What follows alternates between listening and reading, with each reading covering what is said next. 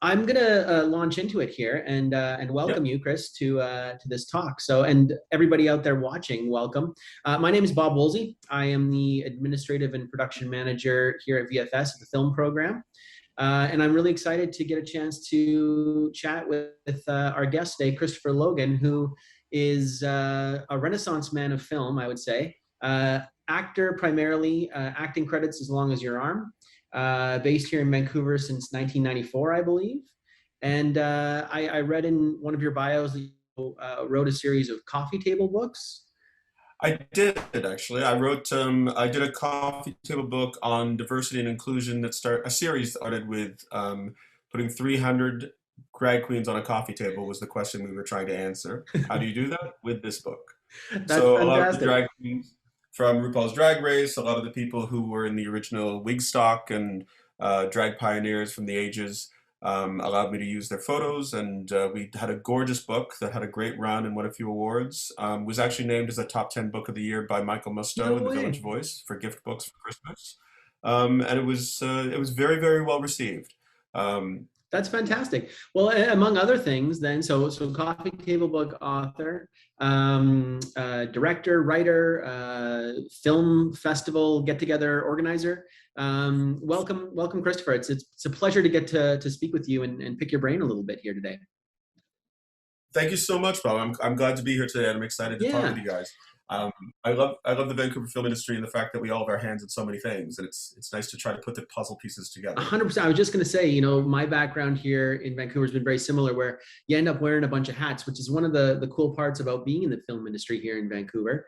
I want to kind of start from the beginning a little bit and give people a little bit of a background about where you came from and how you got into film and all that kind of stuff. And I'll invite everybody that's watching. We do have a Q&A open, and we're going to get to that Q&A, at some point through the talk here. So feel free to throw questions in there as we go, and Chris and I will turn our attention there eventually. But talk a little bit about sort of how you got the film and television bug, and how you first sort of got into this industry. Well, to be honest, I've always been that kid who was always too close to the television because I was trying to climb inside to be with my friends. The imaginary world was always more exciting than anything that was happening in my world. So I've always wanted to be an actor since I was 6, which is like a gift. I never went through that period of trying to find out who I was that some people go through. And my parents largely gave me that gift by never denying me. They never, they were people who said no a lot. They weren't people who actually understood even what I was looking to do, so they didn't negate it. And then I ended up leaving school early and going to the Stella Adler Academy when I was 19, 20 years old in Wow. Los Angeles and North Hollywood, and got a great education there and a good base for everything. Studying there at the Stella Adler Academy, which is a very renowned school with some renowned people, is a very interesting experience because you're not only learning on the ground real techniques and real things that you can learn from so many different places, but you're learning it from the people you grew up watching, which adds a weight to it. I find sometimes in some classes, as a student, you can question the teacher a little too much. You Yeah. wonder if this is really true what they're saying. But if like you have seminars from B. Arthur and Patrick Stewart and Whoopi Goldberg and Holland Taylor and Holland Power, and like you're watching these people as a kid and now they're talking to you directly, it has so much weight what they're saying that you just are more inspired to get it rather than questioning it and wondering whether it's true. It was a very good That experience, but makes total that was sense. the I, hook I for could me. imagine. I mean, talk a little bit about the academy. So what was the program like there? Was it sort of like a year long? Was it more academic kind of thing? Was it more workshop based? Just a little, I'm interested to know a little bit about it. I've heard about the academy. I know of Stella Yeah. Adler, legend, but I would like to know a little more about the school itself. Well, this was in the mid 90s, and I was there from 1991 to 93. It was a 2 year full time program. And at the time, the school was going through a lot of transitions. So there was a lot of students just dropping in and taking a class here and there and all that. But because I was a Canadian student, I was on full time courses Mm. for my student visa. So I was taking everybody's class. And so there was a little pack of us that really got to know each other very well because we knew everybody's classes. Um, Stella Adler was part of the group theater in the 1930s and studied with Stan Meisner and Lee Strasberg and R11. And they were the people that started method acting, like the different methods of the Stanislavski, the Russian teacher that everyone's heard about. they all basically studied under him and had different versions of what he studied. Whether it's a different translation or a different idea or a different take, they all had a slightly divergent method. And those became like the main three methods of acting. And for Stella Adler, which I studied, the basic thing was, her phrase was, the truth of your art is in your imagination, meaning nothing actually comes from your real life. It is all made for the character. Mm. Um, there were exercises to the point where, say you're doing a monologue where you're picturing your mother dead in a pool or something. The character's picturing that. You'd actually do exercises where you're painting that pool and bringing it to life, so you have something as a visual reference that you can do for the character that doesn't come from your real life. Whereas in Sense Memory with Stan Meisner, you'd be remembering that time something happened to you in your real life and translating it into that. Right. It's sort of very imaginary based pursuit of the craft. Very interesting, because I've heard of sort of these folks and the different acting approaches, but I didn't realize that specific difference. That's interesting. So you graduate from there, and you base in Vancouver after that in around '94, right? And Yes. what's your experience? I guess at that time you're focused mainly on acting and just trying to get into the acting thing here. How did that go? It was good. Actually, it took a few years to actually land an agent and stuff like that. In 1997, I hooked up with Lisa Kirk at Kirk Talent, and Kathy Carpenter, who is still my agent now, was working there at that Oh time. wow. My first role that I booked was with Ryan Gosling on Breaker High. It was just a guest star part, but I still think that's cool. It is cool, and I remember that show. That was Yeah. such an interesting show. Yeah, it was a little strange actually, but there's so many actors in Vancouver that were still around, and it's kind of something you reminisce about. You're on this little imaginary boat going from city to city to city with, and I swear everyone on that show, no matter what country you're from, had the same broken accent. Well, I've never seen a show be so, I guess you could say, successful, that's premise is based on traveling the world and you never see anywhere they go. It's only really on the boat, you know. It's kind of interesting. Yeah, very But much. the film industry in Vancouver in the '90s was very much growing, from my understanding. And so, did you sort of see that as you entered the business? I guess so. I didn't know what it was before, so it was the only part of the industry I knew at that time. I had come off doing a few musical tours and stuff before I came to Vancouver, and then once I started landing some parts and things, I became the guy who dies a lot in things. To be honest, there was a lot of parts where I would be the opening credits of something and killed by a ghost, or sucked out of a space hatch, or stabbed in the head, or I would be that guy that something happens to. I had a dramatic accent, a dramatic death, and then theme music would play, and for 45 minutes, someone would try to figure out what happened to me. David Duchovny and I, Gillian Anderson would have to, exactly. yeah. I did a guest star in the X-Files in the relaunch, and that exact same thing happened to me, where I was a character who heard the sound no one could hear, and I started stabbing myself in the head. And then it was a great moment because it was a throwback to what we went through before, playing those characters that always die. But X-Files was one of the first shows I auditioned for, and I never got onto that show, so it was kind of a full circle moment to be able to be a guest star on the 10th season. That's really cool. And I liked when they did the sort of, I guess, reboot episodes or whatever you want to call them. They did them in a very throwback kind of way. It felt kind of like the old show, which was kind of neat. Yeah, it did have a lot of the flavor. It had some of the mythology and a lot of the quirky moments, and they had one or two episodes that were so comedy based that it just it was obvious that they were paying attention to the fan base and wanted to make it a people pleaser as well. Yeah, no, totally. I mean, TV's changed so much since the original run of that show, and the industry here in Vancouver's changed so much. So, you get into the acting gig, and you're getting these parts, and you're doing that, and then what kind of gives you the impetus to start to branch out and do other stuff? To be honest, I actually started looking. I'm big on patterns and knowing what's going on, and I had done it with money, trying to fix my money issues. And the patterns of when I spend, when I don't spend. I was a fixer. When things were going wrong, I would financially try to plug the holes with money, which Right. is kind of the wrong thing to do, and then I'd end up not having money when I didn't. So once I started fixing those patterns, I started looking at other patterns, and one of the patterns as an actor was I would book 4 or 5 parts a year in different shows. But then once I figured that out, that it was 4 or 5 parts a year, I realized it was every 2.5 years I would book something that I actually cared about, a meaty Right. part, a decent part, a shot at something. So I realized, oh my God, I have about 2 years in between parts that I care about, where I am already in the system. I'm already up for these parts. I don't have to fight tooth and nail anymore for them. that as long as I keep doing my auditions and pay attention, I have time to build some things. So that's what started with first with a little bit of writing, and I did a children's book called Daphne, and then afterwards I did like we talked about the drag coffee table book, and there was a follow up called Burlesque. The top burlesque was in that.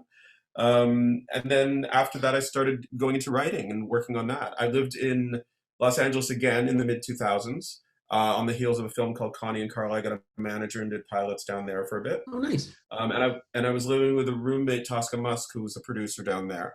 And she had such a brilliant work ethic that I was working with her and doctoring scripts and doing coverage for her and reading massive amounts of scripts every day and taking notes from her on my own writing and learning how to fix things. And so that was sort of the bridge that got me into learning how to write and learning how to bring my own stories to bear and having the impetus to make a project, realizing I had that much time between parts that I could focus on.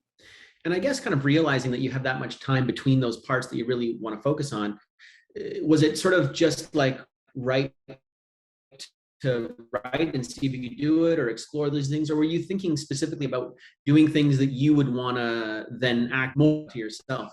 Beginning, there was a few parts that I always wanted to play. And so I was sort of writing those characters and writing those things. But over the years, I realized, because I came from mostly an acting background and I hadn't studied writing as much, although I've always been prolific with that sort of thing. Um, I found that my writing at first was a bit more dialogue heavy. It was very actor based Yeah. heavy and stuff.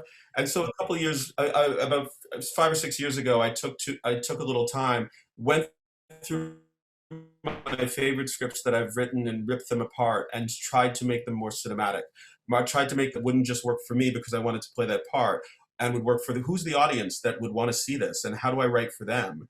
And so I did a lot of things to open myself up to that world. I joined uh, the International Screenwriting Association. I joined Inktip. I joined the Blacklist and a bunch of mailouts and lists that people get as screenwriters so that you could see what people are looking for. And for buddy comedies that are female driven this week, they're looking for things that happen in the South that happen to do with con men this week. And you start to get an idea of what's actually going on in the industry versus what you Right. think is going on in the industry. And it kind of helps fine tune how you're writing, which script comes up to the forefront that you pay more attention to at the moment, and helps you also write so that you're writing for an audience and not Yeah, just that for makes yourself. sense. Do you find that it's sort of a very different mindset to sit down and to write something, or does your actor hat always kind of stay on a little bit? I'd say the actor hat stays on a bit because I tend to speak everything out loud. I don't. There's an old acting thing, learning lines and stuff, where you just speak everything out loud. You read everything out loud. You always get used to your voice. So there's never a word you come across that you've never said out loud.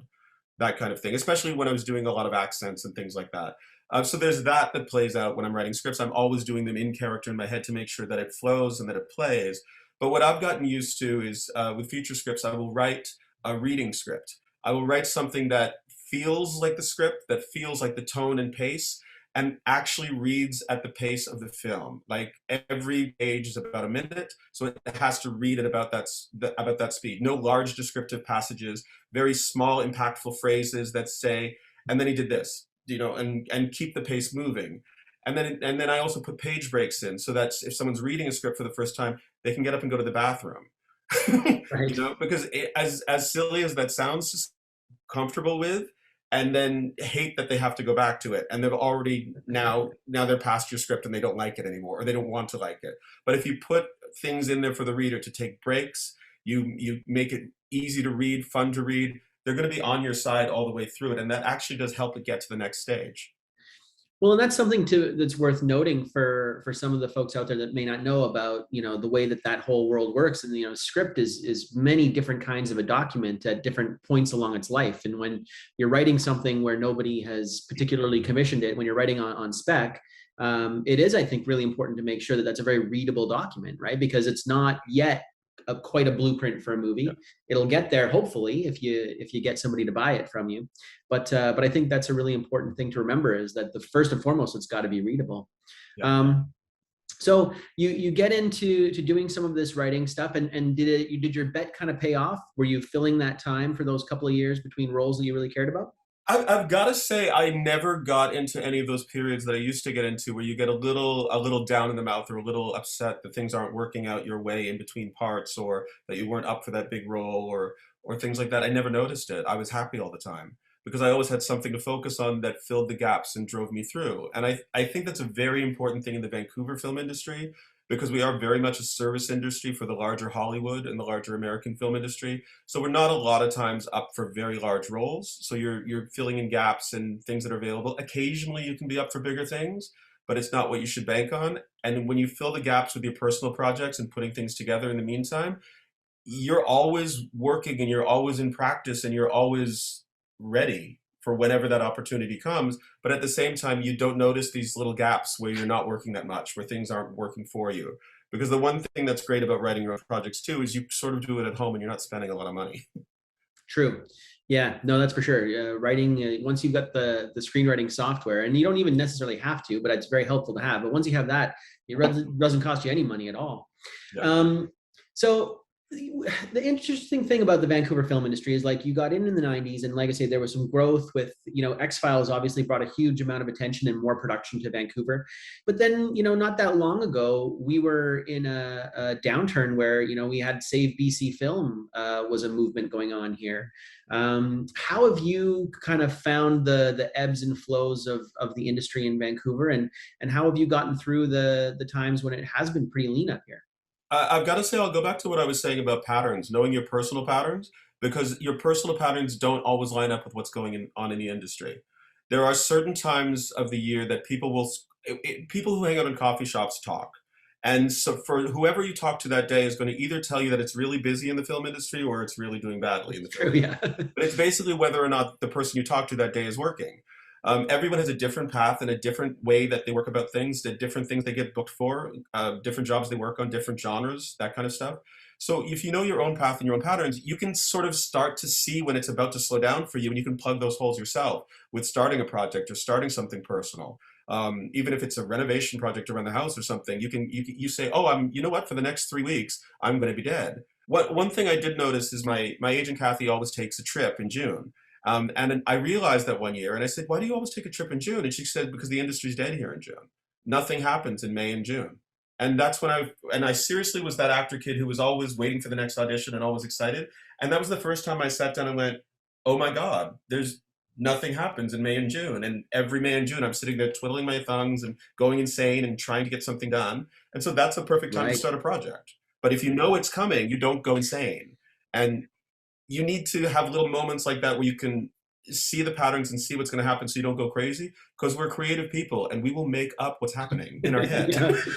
We will spin ourselves out. It's very true. No, and I think it's one of those things to realize those elements that are out of your control, once you can recognize that, and then, like you say, turn your attention to other things. So you get into writing a bit, and then you're eventually producing your own films, doing shorts, and I believe you've done a feature film as well. Talk a little bit about kind of getting your own projects off the ground on an indie level. How does that work?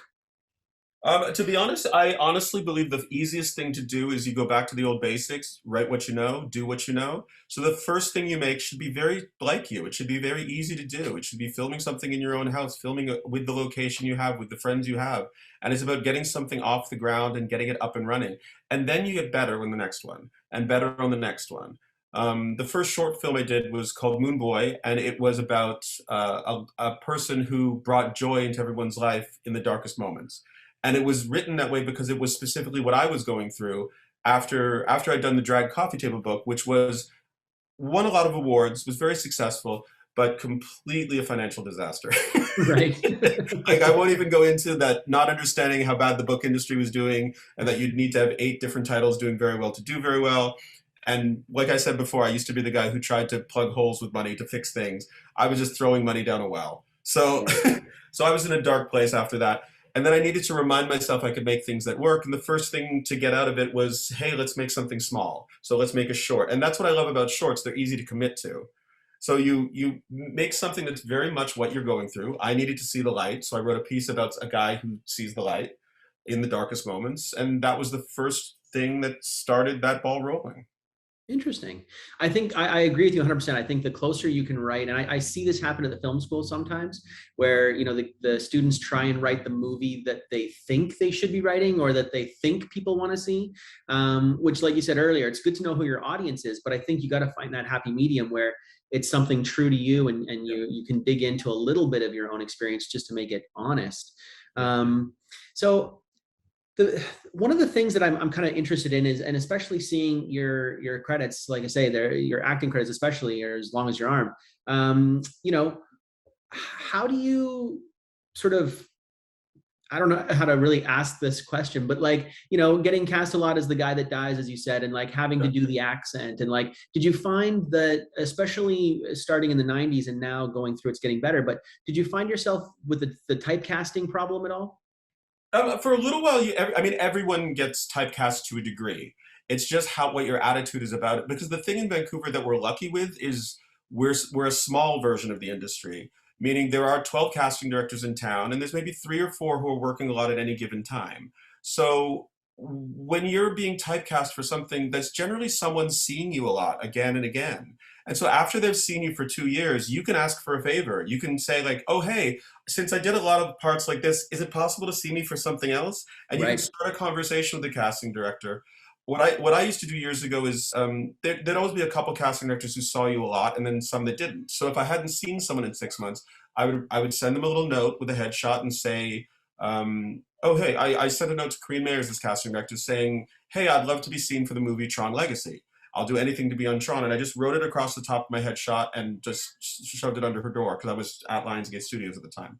And then I got a call from my agent saying, um, "Hey, Chris, you know how you said that you don't want to do any more auditions as cab drivers?" Thick accented cab drivers. I said, "Yeah. Well, there's an audition for Tron Legacy, and it's a thick accented cab driver. Someone backed out, and so they have a spot, and you wrote a note saying you want to be in it. So what do you say?" And I'm like, "Well, I did say I'd do anything to be in Tron, so I went and did that audition." The director's assistant was running the audition, and when I did the part, they said, "Could you make that a little more broad?" And being an ethnic guy and being a gay guy, whenever you played those roles, when someone says more broad, it's like, "Oh, could you make it more of a cartoon?" Mm.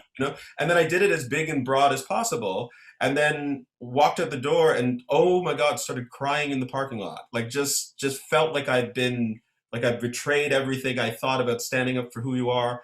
And not to make a big thing out of a small thing, but I also at that time was playing a lot of parts which were like terrorist roles and Right. Afghani army roles and stuff.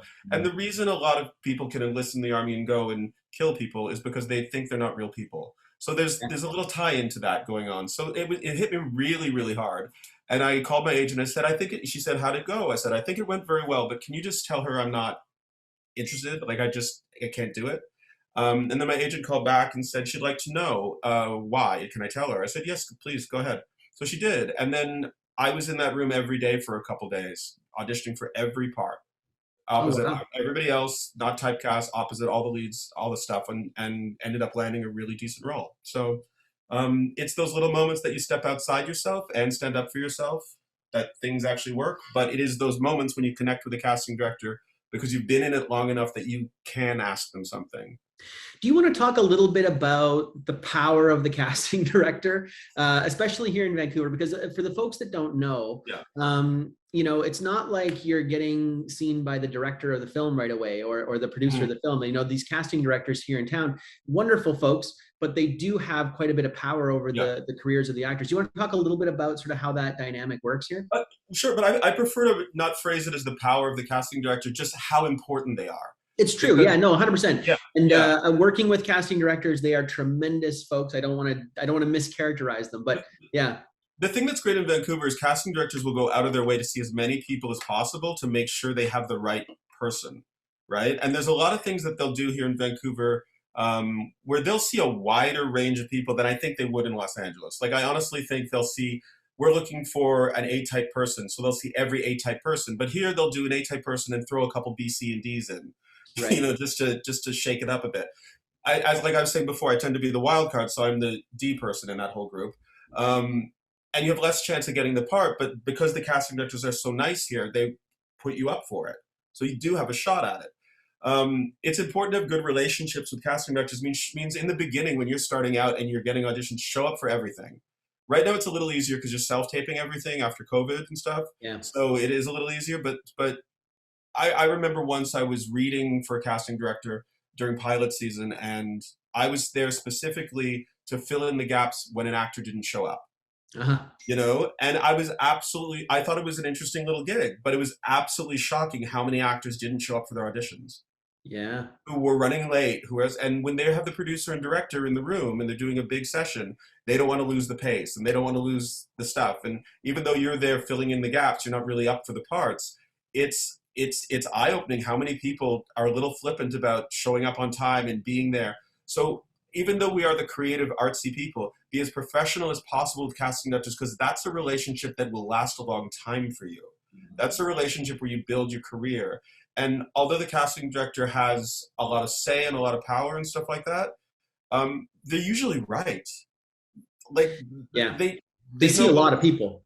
They see a lot of people and they know both things. And when actors are going in, you may think you did a fantastic job, but the only thing you know is this one piece of dialogue and what you thought they meant. She has the entire thing. The casting director has every single thing in front of them and knows what they want, a whole bunch of meetings, the entire script, who you're playing against, all the puzzle pieces. So as an actor in Vancouver, when you're going up for a part, because the casting director is calling you back, you're good.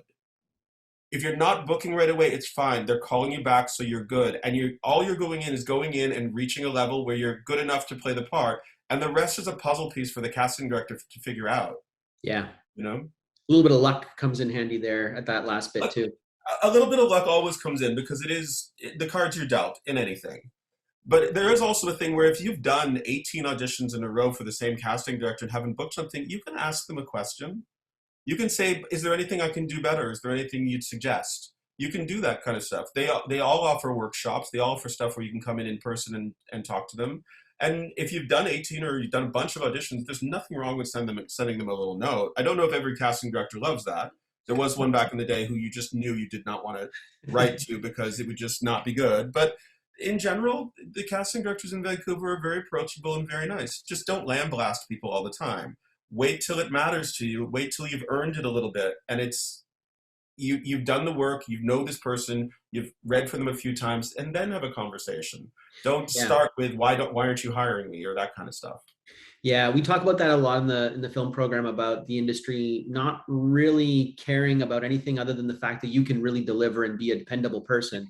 And I think that's kind of to that point of, showing up and going whenever you can, the fact that you can prove you're reliable and you can deliver. And then after that, people will trust you and help you.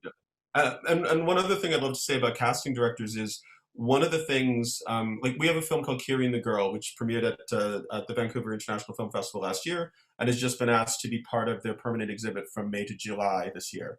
Oh, wonderful. Center in town. And we used a casting director, Natalie Vivian, who used to work with Sean Cossey and JJ Ogilvy for years.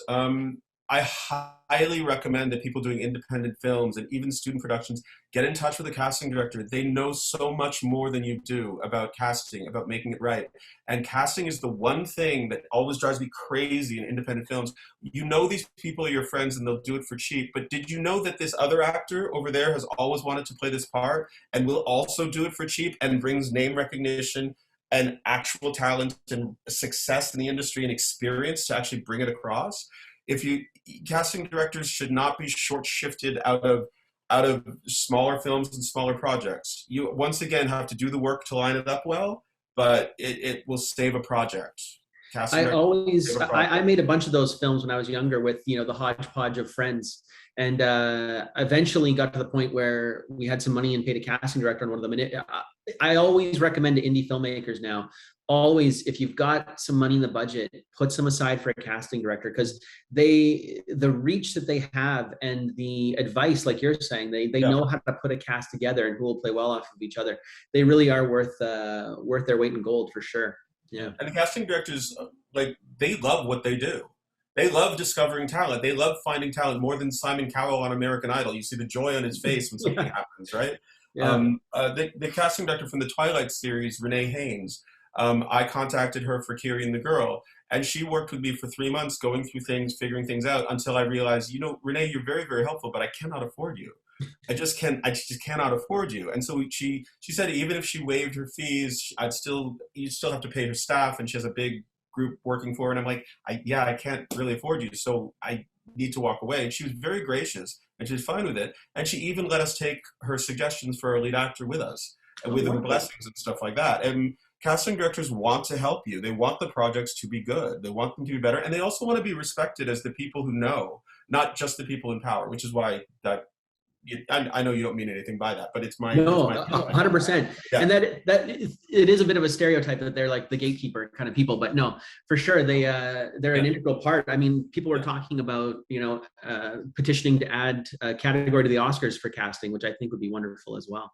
Oh yeah, I got to say that's a thing though. At the gatekeeper thing, they're not at all gatekeepers. They're the people that are opening the gate for you.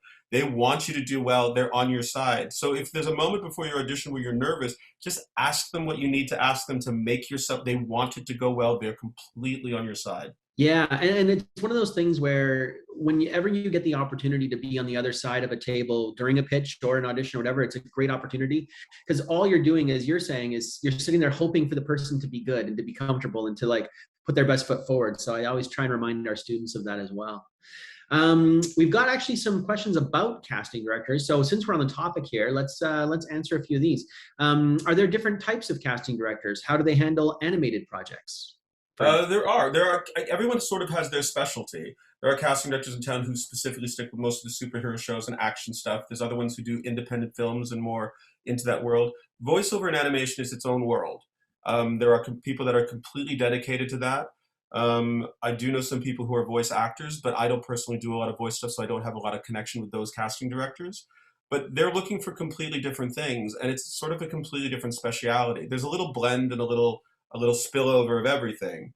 But people, just like actors, some are good at drama and some are good at comedy.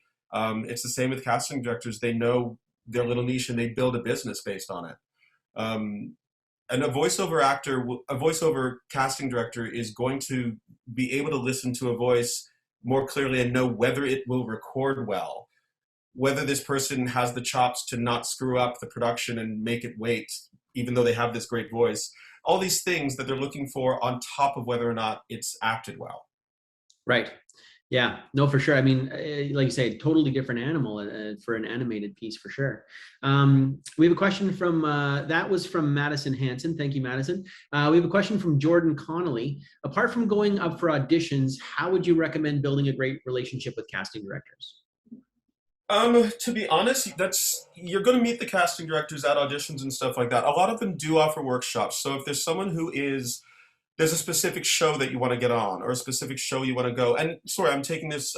Is this from an acting standpoint, or this is from? I think this would be from an acting standpoint. Yeah, I mean, because it's saying apart from going out for auditions, I would say that's probably yeah. Yes, from acting. Jordan is confirmed. Yeah, it is one of those things. You're as good as your work. So whenever you're there, be professional. Show up on time. Show up early. Be punctual. Look like you made an effort. The one thing in Vancouver that I find people do, especially when you used to show up in person, mind you, it's a little different because we're all self-taping nowadays. But when you show up in person, look like you made an effort every single time. Look different for the part. Look a little bit. Don't dress up like a cop for a cop. Just like, but give a little bit of the vibe. Get a little, like, show that you made an effort. You didn't just come off the bus and run in there in the rain and are ready. Learn your lines. You keep them in your hand if you're nervous or something like that, but show that you made an effort. And treat them like people. The best way you can do is ask somebody how they are. Say hello. Just don't. We get a little clingy sometimes as actors. Don't be clingy, but just actually talk to them like people. You're not applying for a job you're going to book and then work there for a year. You're building a relationship over a period of time by getting to know someone. So actually ask them, are things going well? How's your day? Because after a long set of auditions where nobody's asked them that, it would probably make them think you're a very nice person and they want to see you again. Well, and how important do you think that part of the audition is? Because the audition is not just can you act, but also like if you come in and you're zany, off the wall, like you're obviously going to be a basket case on set. That can't be helpful either. Like part of it's got to be just presenting the fact that you are a comfortable kind of professional person, right? Are we talking about Jared Leto? Sorry. Yeah, but the casting directors get very used to being able to read people very well, especially reading actors very well.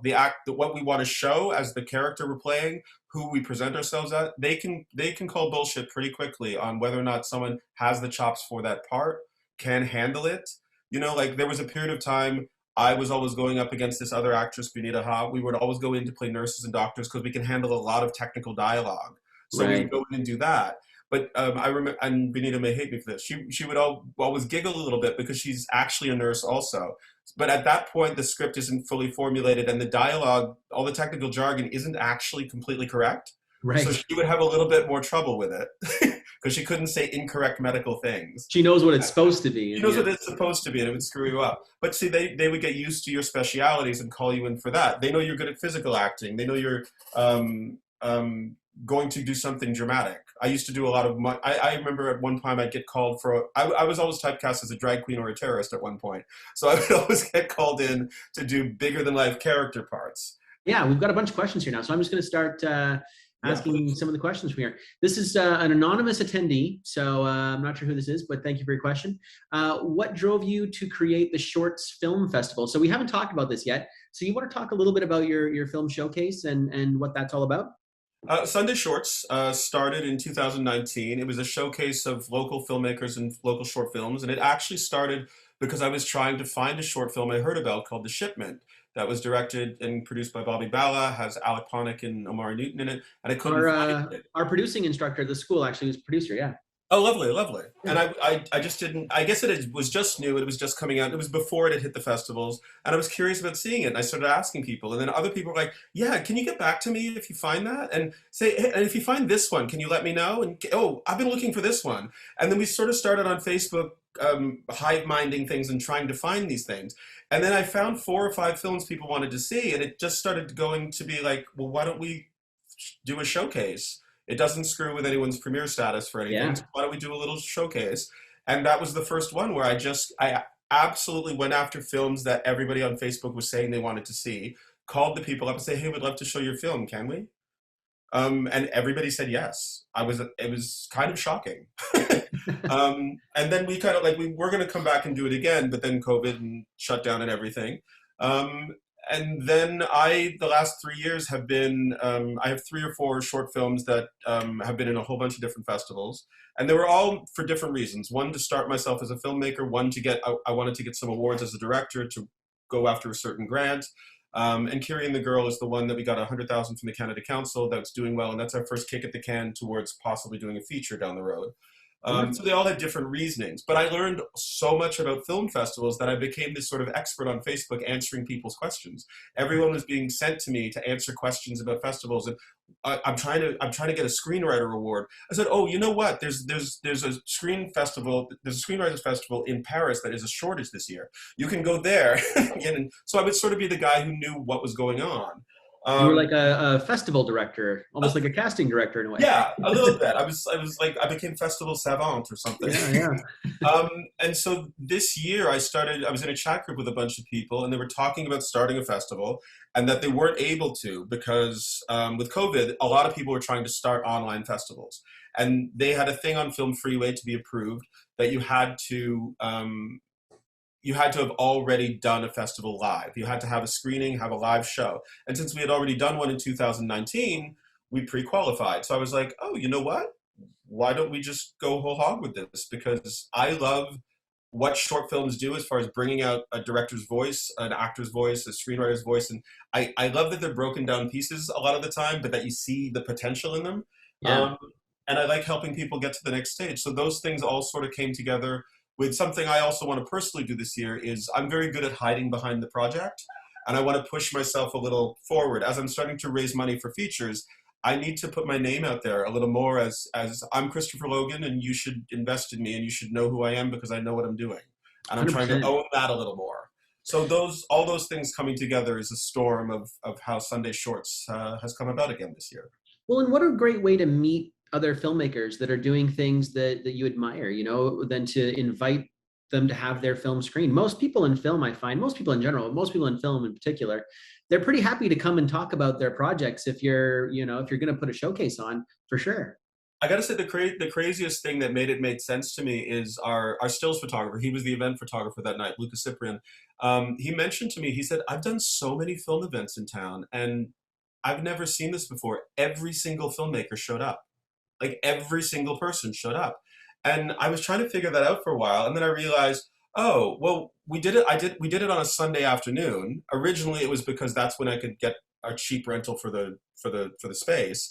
Right. And we had a gin sponsor. So we had gin, we had a Sunday afternoon vibe, and suddenly everyone was available and showed up, which is great. I used to throw movie musical sing-alongs, so there was also a little knowledge of Sundays when it works, and liquor helps. But Definitely. the thing that happens is you have some film festivals like the Whistler Film Festival, who's renowned, but sometimes it becomes a big party. And you have other things like Tribeca where people are going for the next thing and trying to do funding and trying to make their connections, and it's very stressful. And then we had, for the short film thing, because it was a short film festival, it was light, it was buzzy, people were just chatting casually with each other and connecting over a little gin cocktail. So it became something in the middle that was conversational. So it seems like a nice thing to do. So why not do it? That's wonderful. And you have another one coming up, right? Yes, August 21st this year at the Park Theater.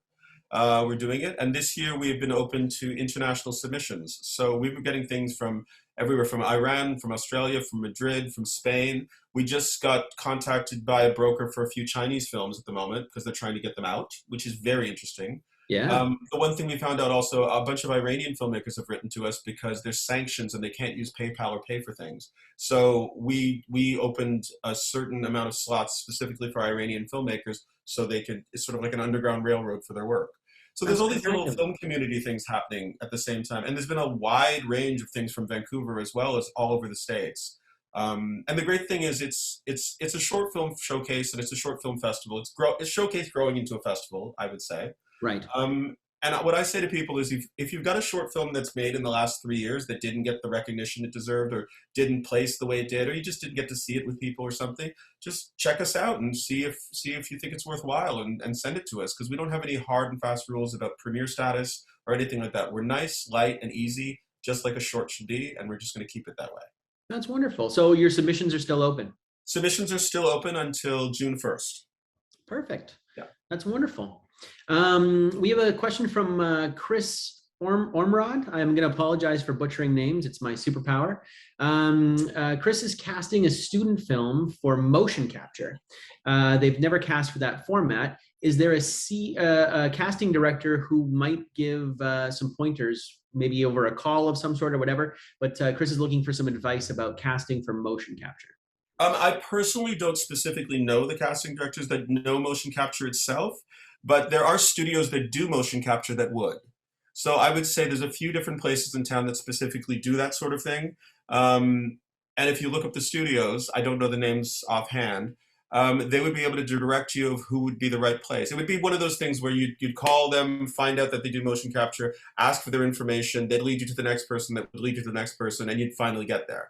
We do have a motion capture studio based in BFS called Beyond Capture. So Chris, maybe if you want to do a little bit of research and reach out to Beyond Capture, they might be able to help you. Actually, that's a great idea. I didn't even think about reaching out to those studios themselves. I forgot his name was Chris also. I thought you were just telling me off. Oh yeah. I want to do a little research, Chris. We have a motion capture studio here. Yeah, no. I was speaking to Chris O. Sorry. Okay. I should have been more specific.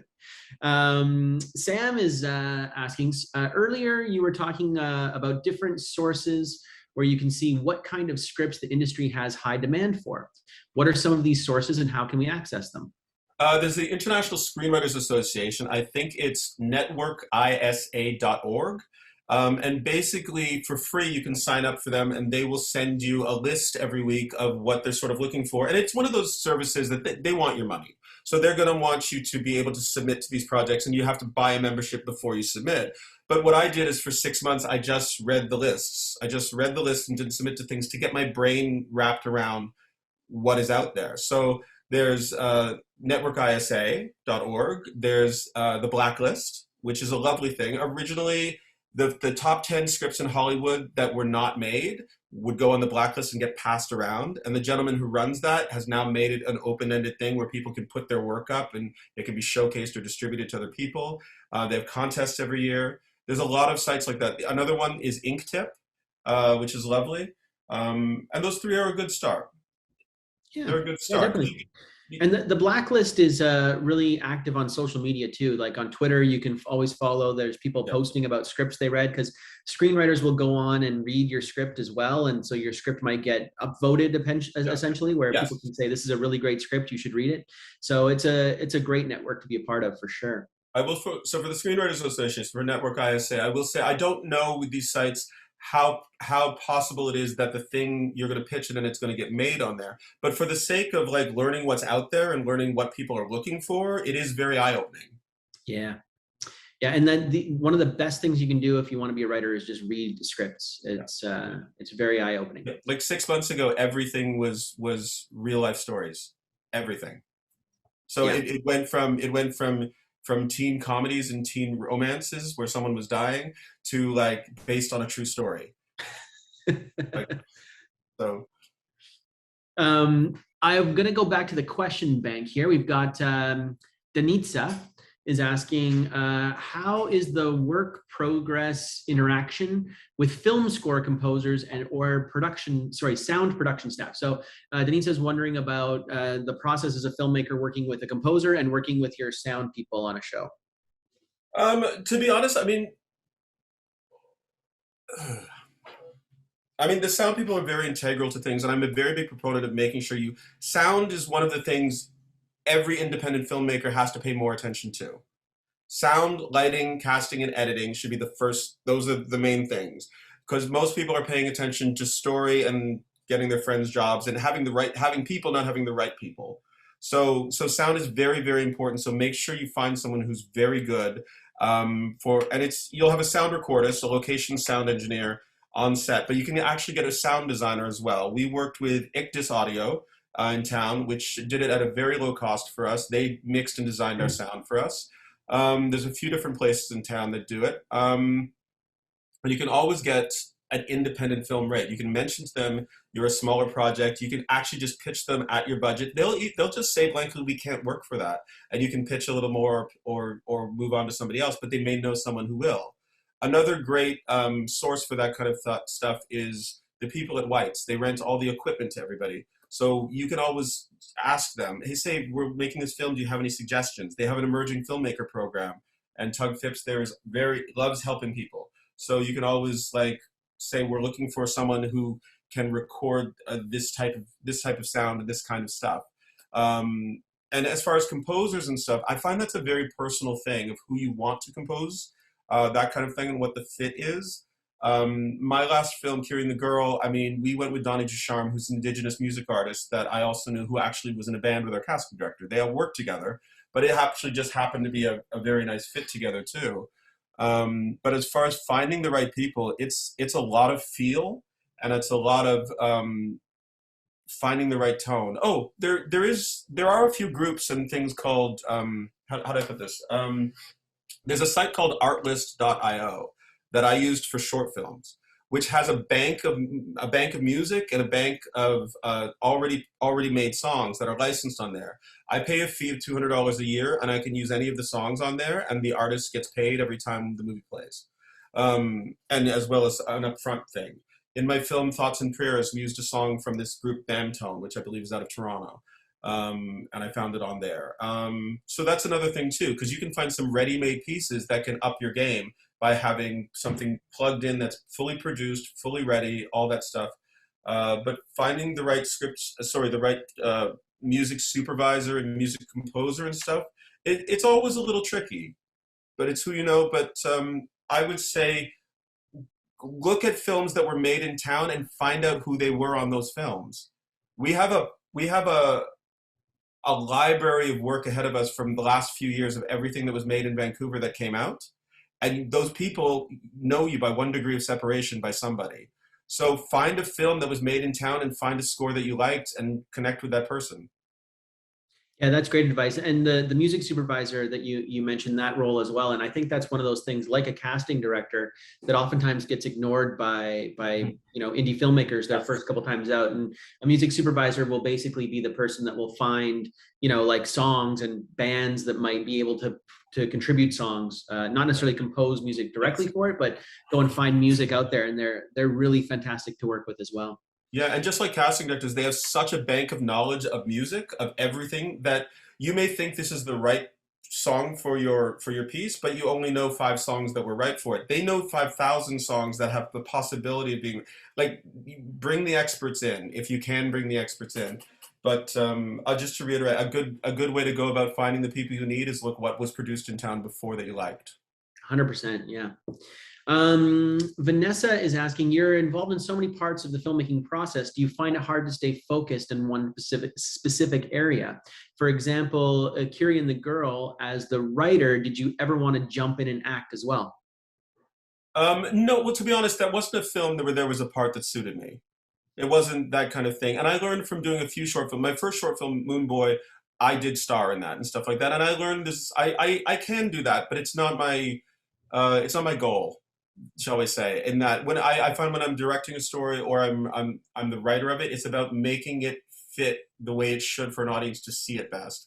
And I'm not always the right choice. There may be parts that come up where I'm the right choice for it, but that wasn't available on Kiri and the Girl. And I don't believe with indie films and stuff we should ever cram ourselves in where we don't fit to make it right. It should be the right person. Like if I wanted to be in that film, I would audition opposite everybody else and the casting director would tell me that I'm crazy. That kind of thing. It's about it's about being as authentic as possible to the source material and getting the message through to the right people. So anytime you're putting yourself in there because you want to be in it, it's not the right reason. Yeah. Do you find as you're developing your own projects that eventually they kind of take on a little bit of a life of their own and start to tell you what they need? They do very much so, actually, and you see that all through the process of how the team comes together, how you find your department heads, through the casting process, especially because you'll see someone who looks nothing like what you thought this character looks like, but felt so much like them, and it's absolutely instant when you're watching auditions. It's absolutely instant. That's another thing too. When you're going through the process with the casting director, you're watching all these auditions, and it's a feeling, it's a reaction. It's not intellectual. It's very like the intellectual part was when you came up with what types you want to audition for this role and what you're willing to accept, and that happened already. And now you're going on feel, and it's quite instinctive. Yeah. And it's amazing sometimes how different people are on camera than they are just in the room. It's very, very interesting process. The whole casting thing Yeah. it's a magical process. Yeah. Um, Tushar has an acting question. So they're from India and they've done small stage shows and dramas, but it was all in their rural language. They have good command in English, but the Indian accent is there. So any suggestions about that? Should Tushar really work on changing that accent, or does the accent matter that much? What's your advice for somebody who's coming with a bit of an accent on their English? I would say it's very individual because like we were talking before about Vancouver being a service industry. So if you're coming in with an accent, you're only going to be up for those parts, which can play. But there are some people who have a very unique accent that they can play anything with that accent, and it sort of works, like Isabella Rossellini, or like as one example. So it really is very individual of what you actually sound like, and the hard part is you don't know what you sound like, or you don't know. Like a casting director will have to listen to you. You should be able to do a standard American accent, and standard Canadian, for lack of a better phrasing. Um, but I would say make sure that you don't lose that part of your accent that makes you who you are, because it might be that special little something.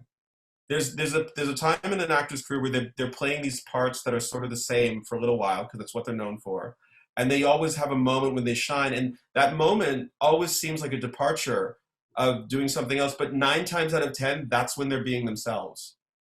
So if the accent works, keep it. But you should work at being able to soften it, being able to smooth it out a bit.